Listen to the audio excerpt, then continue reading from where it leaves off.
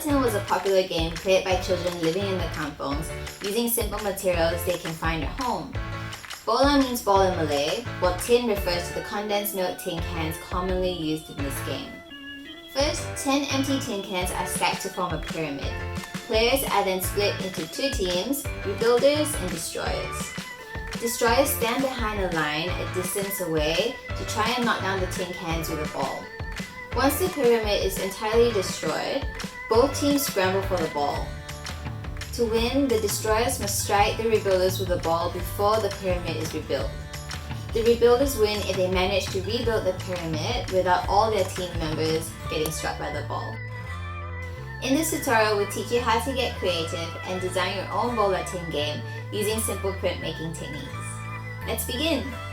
Let's look for some materials. You will need watercolor, poster or acrylic paint, 6 to 10 recycled tin cans. You can get them from canned soups or canned condensed milk, some A4 pieces of paper, some cardboard that you can get from the back of your art drawing block or cereal boxes, permanent colored markers, a pair of scissors, some glue or tape, any fabric from old t-shirts or rags to create beanbags for throwing, and a rubber band. First, take an A4 sheet of paper. Measure and mark out the size needed to wrap around your tin cans, then cut them out. Next, we're going to use the cardboard to create some printmaking stencils. Cut out geometric shapes such as circles, triangles, squares, and rectangles, or even organic shapes. You can try to design your own stencils such as flowers and experiment with how the prints turn out. You can use any kind of paint you have at home.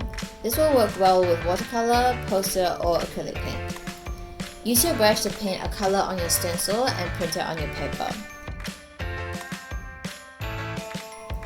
If your prints don't transfer well, try using more or less water. Be creative with these shapes and see how many kinds of patterns and designs you are able to create. Experiment with blending two colors on one stencil and see how they turn out.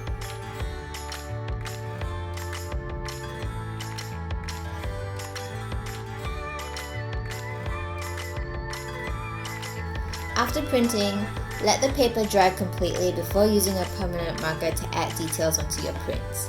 Be creative and imaginative.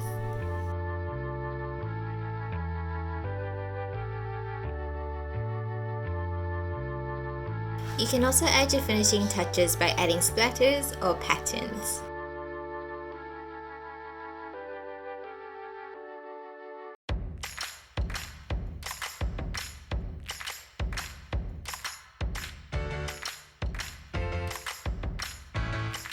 Lastly, glue or tape your printed paper on your tin cans.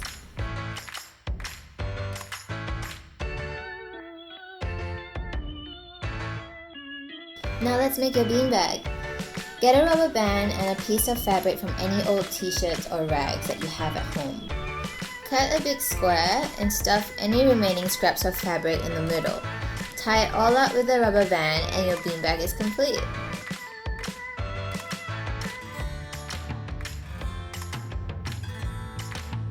Now you can stack your tin cans on top of each other in a pyramid shape, form a team, and enjoy the game.